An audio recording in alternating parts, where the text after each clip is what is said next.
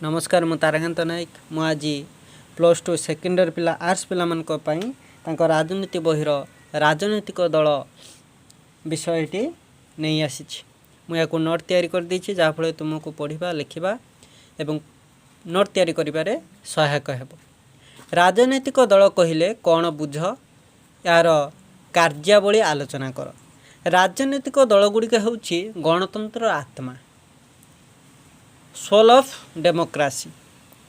राजनीतिक दल बिना गणतंत्र मूल्यहीन हो पड़े। जदि आमर केवल गणतंत्र शासन क्या नहीं ना राजनीतिक दल को नहीं ना बिना राजनीतिक दल गणतंत्र शासन चली पार कि। तेणु राजनीतिक दल बिना गणतंत्र कौन ना मूल्यहीन हो पड़ू।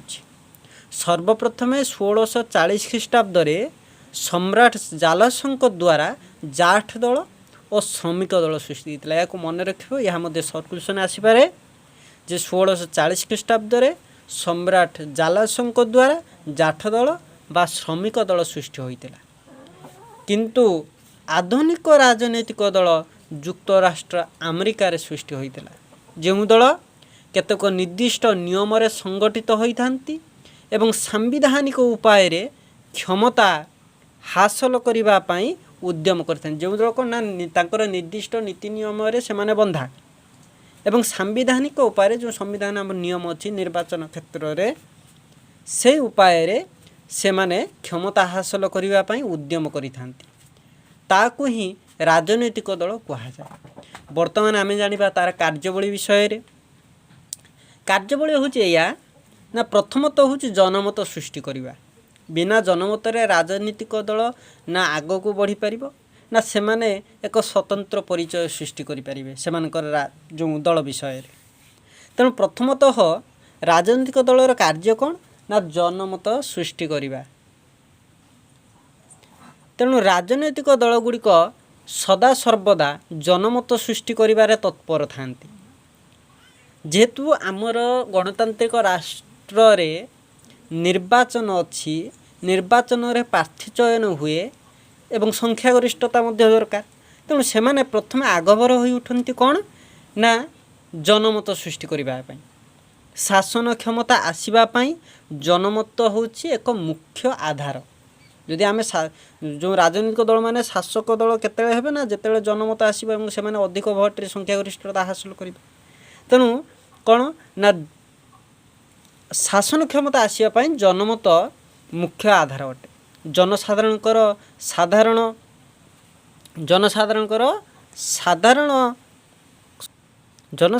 साधारण समस्या से माने सरकार दृष्टिगोचर को आनी थांती। मोटामोटी भाव में विस्तृत जनमत को एकजुट करी थांती से माने। तेणु ताको ही जनमत सृष्टि करने कहुए। द्वितीय राजनीतिक शिक्षा प्रदान करे। भारत में बहुदलीय शासन व्यवस्था थिबारु से माने विभिन्न समय विभिन्न सभा समिति माध्यम राजनीतिक शिक्षा प्रदान करे। जहाँ फल कौन हुए ना समाजर लोक मैंने राजनैतिक शिक्षा रे अधिक शिक्षा कौन बा राजनीति कौन आम राजनीति किभली प्रार्थी चयन करने उचित एभली विषय रे विभिन्न प्रकार तथ्य एवं गोटे सरकार थिले तार कार्य कौन समाजपाई ये सब विषय रे जो शिक्षा प्रदान करा जाए ताहाको राजनीतिक शिक्षा प्रदान शिक्षा बोली कहा जाए। बर्तमान आम नोट माध्यम जानिबा जो नागरिक मानक राजनैतिक शिक्षा प्रदान पाई राजनैतिक दलर गुरुत्वपूर्ण जो नागरिक को राजनैतिक शिक्षा करवा होची राजनैतिक दलर गुरुत्वपूर्ण निश्चित से राजनैतिक शिक्षा देवा उचित। एमाने विभिन्न स्थान रे कौन ना सभा समिति जरिया रे तथा तर्क वितर्क माध्यम जनसचेतनता सृष्टि करती आउ एणु लोक माने सहजरे राजनीतिक शिक्षा पाई पारंती। से माने जदि राजनीतिक शिक्षा न पाइबे तबे निश्चित से माने भूल प्रार्थी को चयन करेंगे। जो प्रार्थी को से चयन करेंगे से हुए तो समाज विशृंखला सृष्टि करि पारंती। वर्तमान निर्वाचन रे अंशग्रहण कौन ना निर्वाचन रे अंशग्रहण। निर्वाचन रे अंशग्रहण करने प्रत्येक राजनीतिक दलर मुख्य कार्य अटे। तेणु जिते राजनीतिक दल रही जो सदस्य माने से निर्वाचन अंशग्रहण करवा होची सेमानकर मुख्य कार्य अटे। तेणु निर्वाचन माध्यम दल राजनैतिकता प्रतिष्ठा हुए एथिपाई प्रतिद्वंदिता करुथिबा व्यक्ति बा प्रार्थी मानक दलर प्रतिद्वंदिता करी सेमानक निर्वाचन खर्च जो से निर्वाचन करेंगे जो निर्वाचन से लड़े से जो अर्थ दरकार से जो पार्टी अच्छी से पार्टी पांठी थाए से पांठी कौन ना से अर्थ जगाई दि जाए एवं गणतंत्र शासन व्यवस्था रे निर्वाचन एक अपरिहार्य गणतंत्र शासन व्यवस्था रे गणशासन रहिले मध्य जो परोक्ष गणतंत्र शासन व्यवस्था प्रतिनिधिमूलक गणतंत्र शासन व्यवस्था रे निजे शासन क्षेत्र न रही आम प्रतिनिधि परोक्ष भाव में जो प्रतिनिधि चयन करा जाए सा हूँ गणतंत्र मुख्य अंग। बर्तमान आम जाना जनसाधारण और सरकार मध्य किभଳି जोगसूत्र रहिबा दरकार। वास्तविक भाव में राजनीतिक दल माने जनसाधारण और तेणु वास्तविक भाव में राजनीतिक दल माने जनसाधारण और सरकार मध्य जोगसूत्र रक्षा करती एवं जनसाधारण दुख दुर्दशा आरोप और अभियोग एवं राष्ट्र समस्या को दल माने प्राधान्य दे था।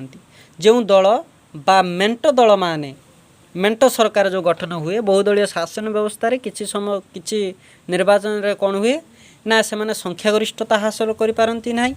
तेणु संख्यागरिष्ठता जेहेतु हासिल करि पारंती नाही सेतिभाई मेंट सरकार बा से माने मिसिकी सरकार गठन करती यही अभाव असुविधा गुड़िक दूर करने पदक्षेप नहीं था। साधारण अर्थर कहले जनता को सेवा करने जनतार दुख दुर्दशा को दूर करने होची सरकारंकर कार्य अटे। वर्तमान 5 जानिबा सरकार गठन प्रत्येक राजनीतिक दलर मुख्य लक्ष्य थाए निर्वाचन रे विजय लाभ करी सरकार गठन करने। तेणु जिते राजनीतिक दल थिले मध्य सेमानकर गोटे मुख्य लक्ष्य थाए सेमाने किभଳି निर्वाचन रे जितिबे संख्यागरिष्ठता हासिल करेंगे एवं विशेषकर संसद गणतांत्रिक शासन व्यवस्था रे दलीय भित्ति शासन गठन हुए एवं व्यवस्थापिका कार्यपालिका मध्य सुसंपर्क स्थापन हुए।